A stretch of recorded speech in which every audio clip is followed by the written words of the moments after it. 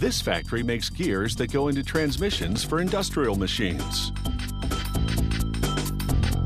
Production begins with a large round bar of high-grade steel, which contains a certain amount of carbon to make it even stronger.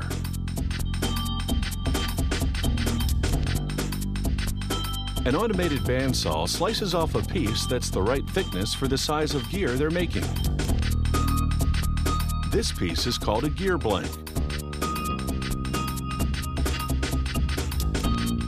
They mount the blank on a computer-controlled lathe.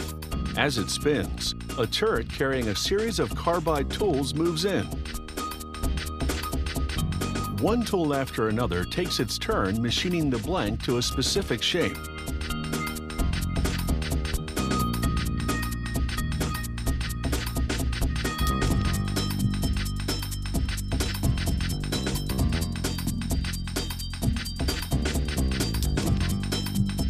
A shower of coolant prevents overheating when the jumbo drill has its turn. It bores a hole right through the middle of the blank. The last tool carves a groove on the front of the blank. This final bit of metal removal lessens the gear's weight. Now the blank goes into a computer-controlled mill. The mill drills holes through which lubrication will flow when the gear is operating. These holes also lighten the gear's weight. When the blank comes off the mill, they stamp it with the company name and part number.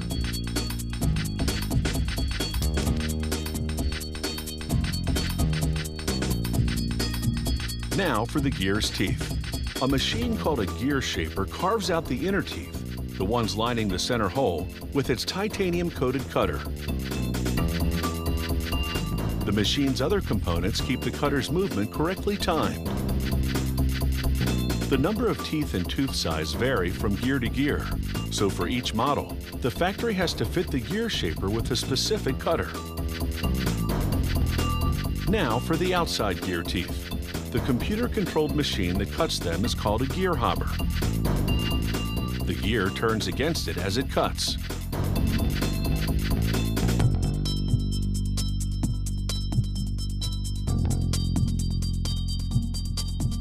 If the hopper would cut the full depth of the teeth in one shot, the cutter would chip.